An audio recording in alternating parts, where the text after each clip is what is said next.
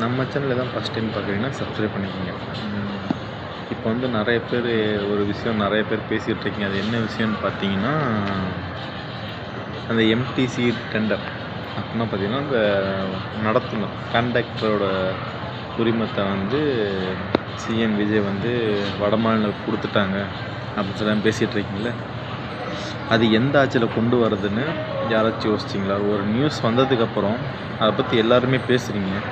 அது எந்த ஆட்சியில் வந்துச்சு, யார் அதை நடைமுறைப்படுத்தினான்றதை நல்லா தெரிஞ்சுக்கங்க. இந்த டெண்டர் பார்த்தீங்கன்னா 13 1 மாதம் 2026 இந்த டெண்டர் வந்து விடப்படுது. யாரோட ஆட்சியில்? திமுக ஆட்சியில். ஓகேவா? இந்த டெண்டர் பார்த்தீங்கன்னா 17/2/2026 டெண்டர் பார்த்தீங்கன்னா 4 நிறுவனம் வந்து பங்கேற்கிறாங்க. எஸ்எஸ் என்டர்பிரைஸ் உத்தரப்பிரதேசம்ன்ற நிறுவனத்துக்கு வந்து இந்த ஒப்பந்தம் வந்து கொடுக்குறாங்க. எவ்வளோ மதிப்பில்? 64.56 கோடி மதிப்பில் வந்து இந்த டெண்டரை கொடுக்குறாங்க. இதை வந்து பார்த்திங்கன்னா 7/8/2026 வந்து டிவிகே அரசு பார்த்திங்கன்னா அதை வந்து பார்த்திங்கன்னா அந்த இதை அப்படியே கண்டினியூ பண்ணுறாங்க. சரி, இந்த வேலை ஆணையத்தை அப்படியே ரத்து பண்ணாமல் அதை கொடுக்குறாங்க. அதுவும் பார்த்திங்கன்னா இது நிரந்தர ஜாப்லாம் ஒன்றும் இல்லை. இது வந்து பார்த்திங்கன்னா ஒரு 11 மாதம் தற்காலிக ஜாபு. இவங்க திமுக என்ன நினச்சிக்கிட்டாங்கன்னு பார்த்தீங்கன்னா, நம்ம தான் அடுத்த வருஷம் வருவோம், யார் நம்மளை கேட்பாங்க அப்படின்ட்டு.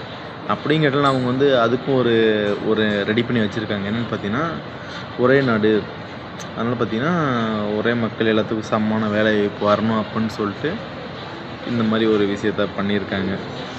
இந்த டெண்டர் வந்து முந்தைய ஆட்சியில் வந்து திமுக ஆட்சியில் தான் பார்த்திங்கன்னா இது விடப்பட்டது. தற்போதைய டிவிகே அரசு வந்து அந்த டெண்டரை ரத்து பண்ணாமல் அது வந்து கொடுத்துருக்காங்க. இது வந்து நிரந்தர அரசு வேலைலாம் ஒன்றும் இல்லை, ஜஸ்ட் ஒரு கான்ட்ராக்ட் அடிப்படையிலான வேலை. ஆனால் சில பேர் ஒன்று மட்டும் எல்லாத்துட்டையும் கேட்கணும், எல்லோரும் ரொம்ப புத்திசாலியில், எல்லாம் சூப்பராக புத்திசாலி, செம்மையாக கொஸ்டின் கேட்குறீங்க, வேறு லெவலில் கொஸ்டின் கேட்குறீங்க. என்ன ஒன்று, இதெல்லாம் போன 5 வருஷத்தில் யாராச்சும் கேட்டிருந்தீங்கன்னா இன்னும் சூப்பராக இருந்திருக்கும். ஆனால் இப்போ தான் எல்லாருக்குமே அந்த அறிவு ஞானம், கேள்வி ஞானம் நிறையவே வருதுன்னு நினைக்கிறேன். ஏகப்பா வேறு லெவலில் பண்ணுறீங்க சாமி. இப்படி கேள்வி கேட்குறீங்க. விஜய் வந்து வட மாநிலத்தை கொடுத்துட்டாரு, இதுக்கு தான் நீங்கள் விஜய்க்கு ஓட்டு போட்டிங்களா, டிவிக்கு ஓட்டு போட்டிங்களா அப்படின்னு. இப்படி ஒரு விஷயம் எந்த ஆட்சியில் நடந்துச்சுன்னு ஃபஸ்ட்டு தெரியாமல் ஒரு நியூஸ் வெளியே வந்தோட்டி அந்த அரசாணையை வந்து விஜய் கொடுத்தோட்டி வேறு லெவலில் பேசுகிறீங்க. ஃபஸ்ட்டு உண்மையை தான் அதை ஃபஸ்ட் தெரிஞ்சுக்குங்க, எந்த ஆட்சியில் எல்லாம் நடந்துச்சு அப்படின்ட்டு. கொஸ்டின் கேளுங்க, அதை